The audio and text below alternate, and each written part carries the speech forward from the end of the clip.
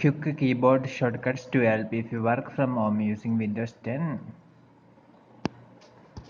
So if you press the Windows key, press the I key, then search settings will be open. If you press this Windows key and this I key at the same time, you can see that here the Windows setting have been open, and here you can search whatever you want.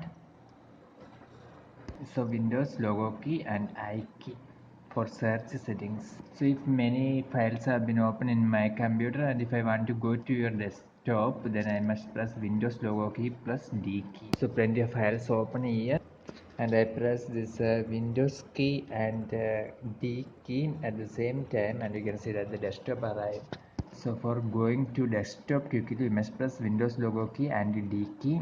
Then if you wish to lock the screen immediately, you must press Windows logo key and L key. Okay, this is the Windows logo key, and this is the L key, and I press both at the same time, and you can see that it is locked now. And if you wish to switch Windows, you must press Alt and Tab. So this is the Alt and this is the Tab, and if you press both the keys at the same time, you can switch the. For more updates, subscribe Engineers World Online. Thank you.